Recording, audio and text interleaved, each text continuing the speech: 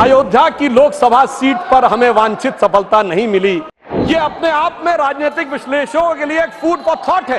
एक वर्ग के लिए all eyes should be on Rafah, चाहे किसी को पता हो रफा है क्या, कहां ये ना पता हो, पर दूसरे के लिए all eyes should not be on Ayodhya. देखिए साहब, आप अयोध्या हार गए, बस्ती हार गए, प्रयागराज हार गए, चित्रकूट हार गए, नासिक, रामटेक और रामेश्वरम। जो लोग ये कहते थे कि राम हुए नहीं, इसका सबूत दो, वो उत्तर से दक्षिण तक राम से जुड़े स्थानों का सबूत दे रहे हैं। अरे आपको लगता है कि भगवान हमको हरवाने के लिए आए थे? नहीं, आपको अपना अस्तित्व मनवाने के लिए आए थे। जब भारत की सांस्कृतिक चेतना की बात आती है तो निश्चित रूप से हमारे मन में नालंदा, बोधगया और उसी के साथ साथ भव्य श्री राम मंदिर का विषय भी आता है। परंतु इस बार बड़ी मजेदार बात है कि अयोध्या की लोकसभा सीट पर हमें वांछित सफलता नहीं मिली और उसको लेकर इनके चेहरों के ऊपर जो चमक दिखाई पड़ती है, ये अपने आप में राजनीतिक विश्लेषकों के लिए एक फूड फॉर थॉट है।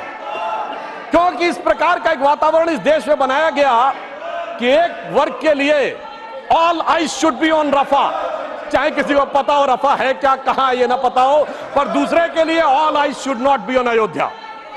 परंतु मैं ये भी बताना चाहता हूं सभापति महोदय, ये लोग समझ नहीं पाए। अयोध्या में जब हमें वांछित सफलता नहीं मिली तो हमारे विरोधी बता क्या रहे हैं? देखिए साहब, आप अयोध्या हार गए, बस्ती हार गए, प्रयागराज हार गए, चित्रकूट हार गए, नासिक, रामटेक और रामेश्वरम, यानी भगवान राम से जुड़े सारे स्थलों के बारे में बता रहे हैं कि यहां भारतीय जनता पार्टी को वास्तविक, जैसे कई तो ऐसी सीटें थी, रामेश्वरम कभी नहीं जीते थे। परंतु महोदय, मैं कह रहा हूं, ये समझ नहीं पाए प्रभु की लीला क्या है।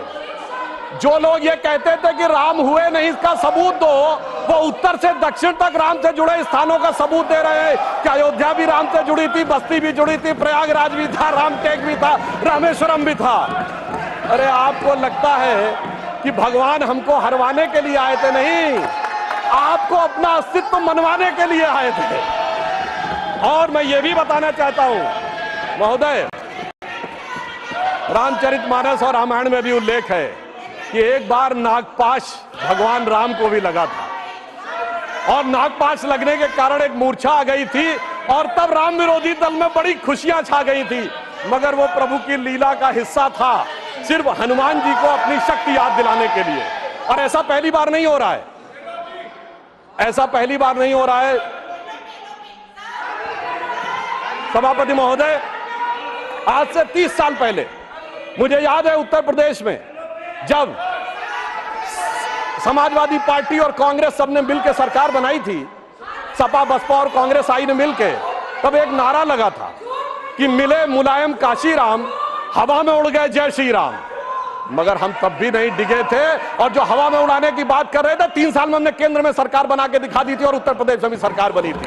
अरे अब तो इतना अंतर आया है, तब आप हवा में उड़ाने की बात कर रहे हैं, अब आप एक एक स्थान को बता रहे हैं। आप निश्चित रहिए, जिसे एक हम लोग जो प्रसिद्ध भजन सुनते थे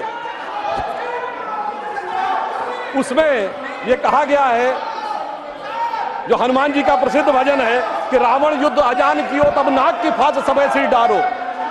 परंतु चिंता मत करिए, वो शक्ति पुनः जागृत हो रही है और वो जागृत होकर हमें पुनः वहां तक पहुंचाने का प्रयास रखेगी। और एक मैं गंभीर बात करना चाहता हूं, श्री राम का विषय हमारे लिए हार जीत का विषय नहीं है। हम 2 सीटों की पार्टी थे, तब भी उतनी श्रद्धा और निष्ठा के साथ खड़े थे। हम 86 सीट पे भी वैसे ही खड़े थे, 120 पे वैसे ही खड़े थे, 182 पे वैसे ही खड़े थे, 282 पे वैसे ही खड़े थे, 303 पर वैसे ही खड़े और 240 पर भी वैसे ही खड़े हुए हैं।